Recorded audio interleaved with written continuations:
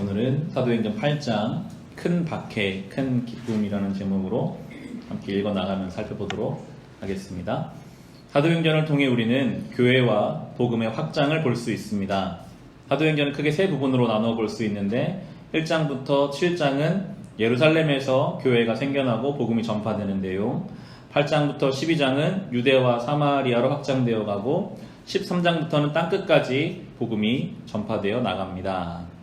하단부에 있는 이 1장 8절 말씀이 있는데요. 이따 읽겠지만 주님 말씀이 성취되어 가는 것, 성령이 임하시면 권능을 받고 예루살렘과 온 유대와 사마리아 땅끝까지 이르러 증인이 되리라 하신 이 말씀이 사도행전에서 그대로 성취되어 갑니다. 예루살렘에서 그리고 유대와 사마리아로 땅끝까지 사도행전을 통해 살펴보게 됩니다. 이제 8장은 또 다른 장면으로 유대와 사마리아로 복음이 전해져 가게 되는 내용입니다. 8장 아래에 있는 본문 1, 2, 3절 같이 읽겠습니다. 그날에 예루살렘 교회에 큰 박해가 일어났다. 그래서 사도들 이외에는 모두 유대 지방과 사마리아 지방으로 흩어졌다. 경건한 사람들이 스데반을 장사하고 그를 생각하여 몹시 통곡하였다. 그런데 사울은 교회를 없애려고 날뛰었다. 그는 집집마다 찾아 들어가서 남자나 여자나 가리지 않고 끌어내서 감옥에 넘겼다. 그날이라고 하는 이 그날은 스데반이 돌에 맞아 순교를 당한 그날입니다. 스데반의 죽음과 함께 예루살렘 교회 모든 성도들을 향한 박해가 대대적으로 시작되었습니다. 그 박해가 얼마나 컸는지 우리말 큰이라고 번역된 헬라어가 메가스라는 단어인데 이것이 100만을 의미하는 영어 단어 메가로 유래되는데요. 말 그대로 메가톤급 박해였던 것입니다. 그 박해를 피해서 교인들은 예루살렘을 떠나 각 처로 흩어졌습니다. 우리는 글로 지금 보고 있지만 스데반 집사가 돌에 맞아 죽는 것이 얼마나 충격적이었을까요?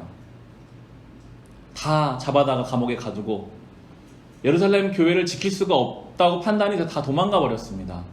사랑하는 성도의 죽음, 교회가 완전히 와해되고 다 뿔뿔이 흩어지는 핍박, 성도가 당하는 고난의 의미가 무엇인지를 우리가 오늘 본문을 통해 생각해 보게 되는데요. 그 와중에 경건한 사람들이 스데반을 장사하고 통곡하는 내용이 담겨져 있죠. 동료 스데반이 죽었으니 슬퍼서 우는 것만으로 이해할 것은 아닙니다. 당시에 돌로 친 자의 죽음에 대해 슬퍼하는 것은 하나님에 대한 거역으로 여겨졌습니다.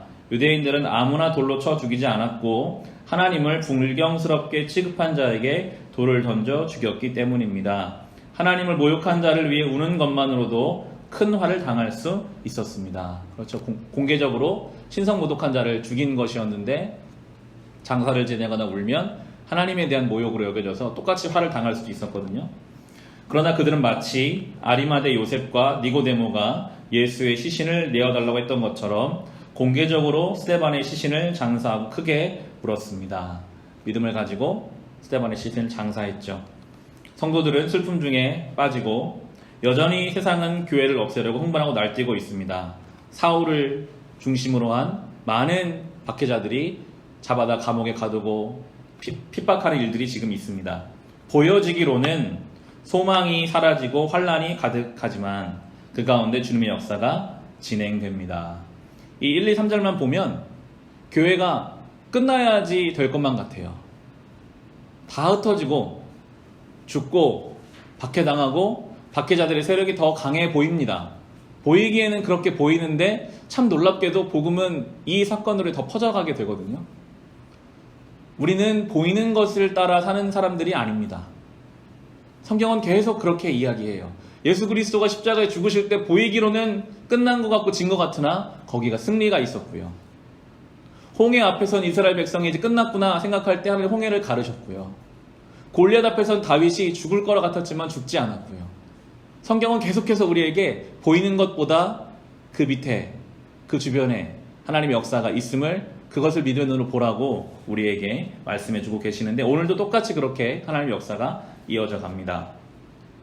이 박해에 대한 반응이 나오는 첫 번째가 사도들의 반응이 나오는데요. 박해 속에서 사도들은 예루살렘을 떠나지 않았습니다.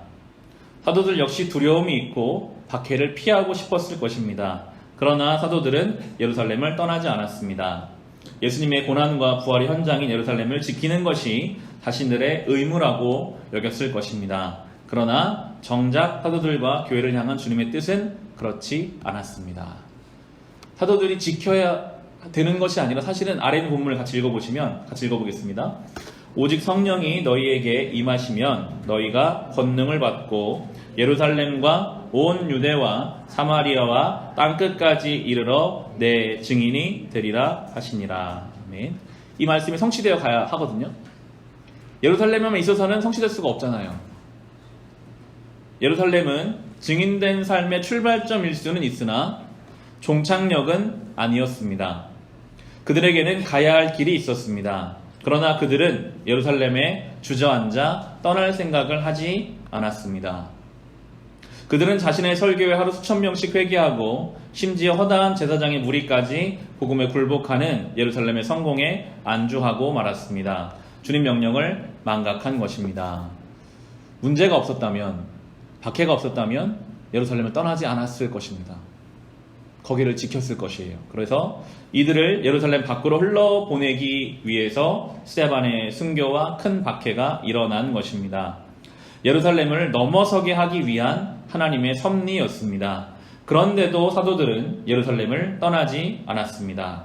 그들이 그토록 지키고자 한 것은 주님 말씀이 아니라 예루살렘을 떠나지 않는 것이 바른 신앙이라고 확신하던 그들의 편견이었습니다. 예루살렘에 대한, 예루살렘 성전이 있고 뭔가 이 나라의 중심이고 여기서 뭔가 이루어질 것 같은 자기들의 생각, 이미 예수님은 가르치셨거든요. 예루살렘에만 있지 말고 온 유대와 사마리아와 땅끝까지 가야 한다. 이방인들에게 복음이 전해져야 한다. 그것을 이해하고 받아들이지 않고 자기 생각대로 그 자리를 지키고 있었습니다. 그래서 사도행전은요, 계속해서 복음 전파 사역의 중심이 베드로를 비롯한 사도들 중심의 히브리파 유대인에서 사도 바울을 중심으로 하는 헬라파 유대인으로 옮겨져 가는 것을 보여줍니다. 초반에만 이 히브리파, 국내파거든요. 그러니까 그 땅에 살았던 사람들, 모국어가 히브리어인 사람들, 베드로와 요한과 제자들이죠. 초반에는 이들이 중심이었어요. 그런데 이들이 주님의 뜻을 잘 받아들이지 못하고 이해하지 못하자 이제 그 중심이 사도 바울로, 헬라파 유대인들로, 외국 지방에서 살고 태어났던 유대인들에게로 넘어가고 있는 것을 사도행전을 통해서 우리는 이제 보게 됩니다. 자신들이 속한 유대 사회가 전부라고 생각하고 자라온 히브리파 유대인들은 폐쇄적인 틀에 있었습니다. 그러나 헬라파 유대인들은 이방 세계에서 태어나 자신들과 다른 사람들 속에 살면서 열린 세계관을 갖고 있었습니다. 사도 바울은 터키 다소라는 지역에서 태어난 사람인데요. 그래서 사마리아를 거쳐 땅끝까지 이르라는 주님 말씀을 자연스럽게 받아들이고 또 실천할 수 있었습니다. 히브리파 유대인들이 인류를 구원하시려는 주님의 복음을 자신들의 좁은 세계에 가두어두려 했다면 헬라파 유대인들은 복음의 세계로 스스로 뛰어든 사람들이었습니다. 주님께서는 그들을 도구 삼아 인류 구원의 역사를 진행하셨습니다. 신앙은 결코 좁고 좁은 자기의 세계 속에 주님의 복음을 가두어두고 자신의 편의와 필요에 따라 복음을 왜곡하는 것이 아닙니다. 많은 경우에 우리가 이런 일들을 행하며 삽니다. 복음은 전우주적이고요. 하나님은 너무나 크신 분이신데 그것을 우리가 가지고 있는 어떤 편견, 우리의 출신, 우리의 성향으로 좁혀버릴 때가 참 많습니다. 우리가 누군가를 쉽게 평가하거나 판단하거나 정죄하지 못하는 이유가 여기에 있어요. 우리의 기준에는 벗어나는 것 같고 우리의 기준에는 아닌 것 같으나 하나님의 전 우주적인 관점과 복음의 관점에서는 그게 아닐 수 있거든요. 우리의 판단과 우리의 기준으로 살아갈 때 우리도 이 사도들처럼 벗어나고 떠나서 주님의 뜻을 따라가야 하는데 내 뜻이 더 커서 주님의 뜻을 망각할 수도 있음을 우리가 늘 생각해야 합니다. 그래서 우리 겸손해야 돼요. 늘 주님의 뜻을 물어야 돼요. 주님, 제 생각은 지금 이런데요. 자꾸 제가 이런 생각이 드는데요. 교회를 향해서, 사회를 향해서, 누군가를 향해서, 내 가정을 향해 드는 그 마음들이 과연 정말 하나님을 원하시는 방향으로 가고 있는지 아니면 내 고집, 내 편견으로 되어가고 있는 것은 아닌지를 살펴야 할 것입니다. 주님은 다른 사람을 통해서 일하시거든요. 그 다음 본문을 같이 읽겠습니다. 그런데 흩어진 사람들은 두루 돌아다니면서 말씀을 전하였다. 사도들은 예루살렘에 있었는데 이제 흩어진 사람들, 어찌됐든 예루살렘을 떠난 그 사람들, 이름도 안 나와요. 무명의 전도자들을 통해서 주님의 뜻이 이제 막 퍼져가게 됩니다. 오히려 복음의 말씀을 두루 다니며 전하는 사람들은 사도들이 아닌 평신도 그룹이었습니다. 그들은 어느 날 느닷없이 몰아닥친 큰 박해 속에서 하나님의 뜻을 붙잡았습니다. 그들을 통해서 복음이 확산되어 갑니다. 아래 있는 본문 같이 읽겠습니다. 스데반에게 가해진 박해 때문에 흩어진 사람들이 페니키아와 키프로스와 안디옥까지 가서 유대 사람들에게만 말씀을 전하였다. 그런데 그들 가운데는 키프로스 사람과 구레네 사람 몇이 있었는데 그들은 안디옥에 이르러서 그리스 사람들에게도 말을 하여 주 예수를 전하였다. 주님의 손이 그들과 함께 하시니 수많은 사람이 믿고 주님께로 돌아왔다. 퍼져간 사람들이 처음에는 유대인에게만 전했어요. 아브라함의 육신의 후손들에게만 전하는 사람들이 있었는가 하면 어떤 이들은 이방인에게 복음을 전하자 주의 손이 그들과 함께 하셨고 거기서 안디옥 교회가 생겨나게 됩니다.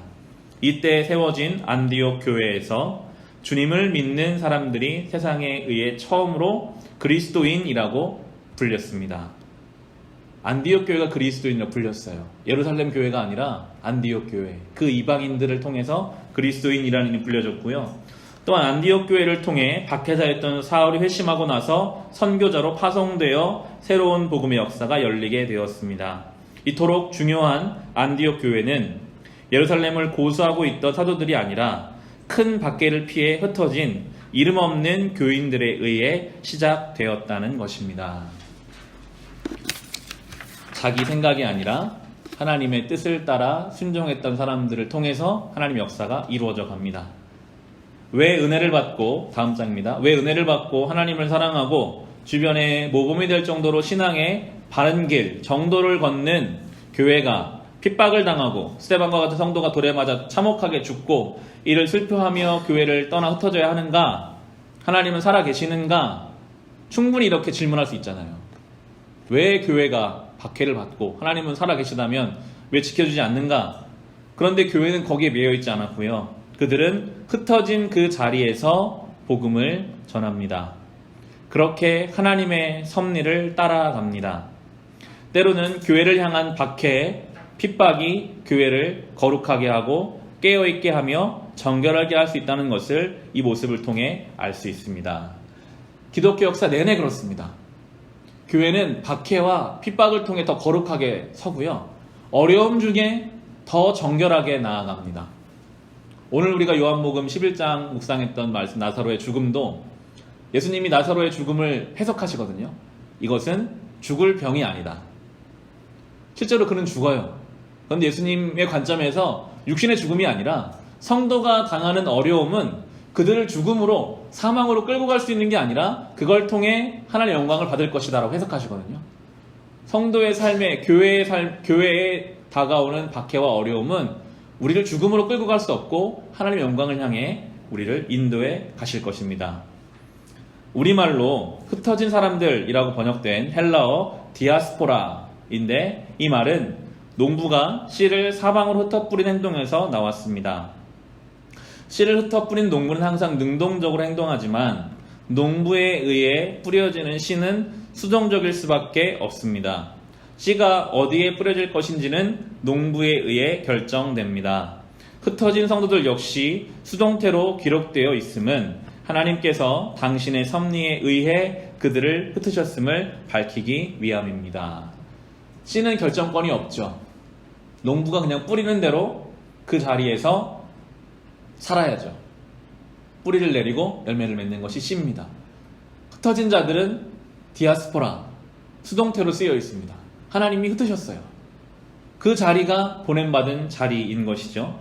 참된 그리스도인은 하나님에 의한 디아스포라여야 합니다.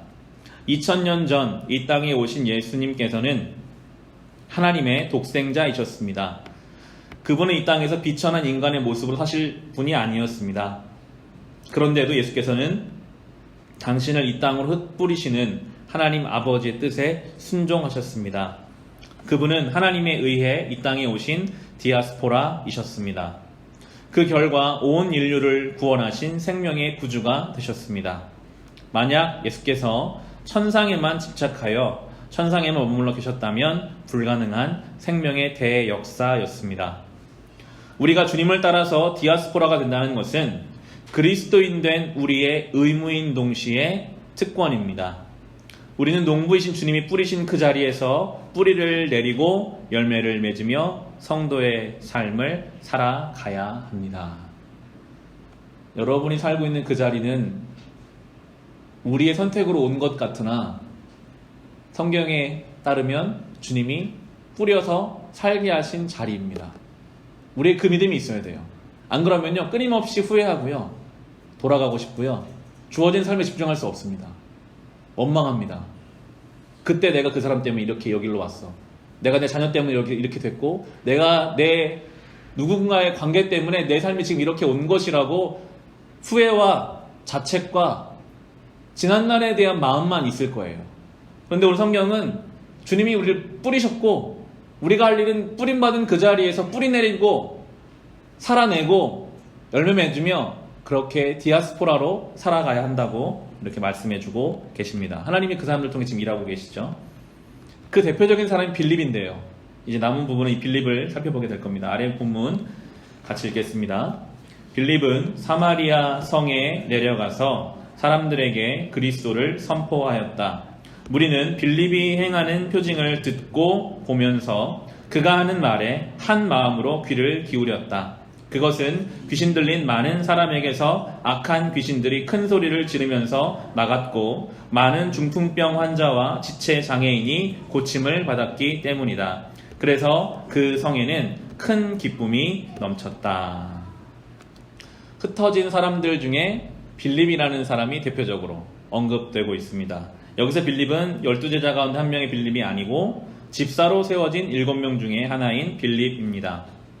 빌립은 박해 중에 사마리아로 피했고 그 가운데 복음을 전했습니다. 그 결과로 사마리아 성에 큰 기쁨이 넘쳤습니다. 그들이 영육간의 구원을 새 생명을 얻었기 때문입니다. 빌립을 통해 복음이 전해지면서 많은 사람을 괴롭히던 귀신들이 쫓겨났습니다. 천지를 창조하신 하나님의 생명과 능력의 말씀 앞에서 더러운 귀신들은 견딜 수 없습니다. 무엇인가 우리의 심령을 붙잡고 자유하지 못하게 하는 모든 영들과 생각을 비롯해서 중독과 악하고 어두운 것들은 복음의 능력 앞에서 물러갈 것입니다. 귀신은요, 이 시대에도 영적으로, 생각으로, 마음으로 많은 것들로 우리를 붙잡습니다. 자유하지 못하게 하는 어떤 것, 빠져나오지 못하게 하는 중독성 있는 어떤 것, 끊임없이 마음과 생각을 우울하게 하고 주저앉게 하는 어떤 부분들이 복음의 능력 안에서 쫓겨나게 될 것이라고 성경은 말하고 있고요.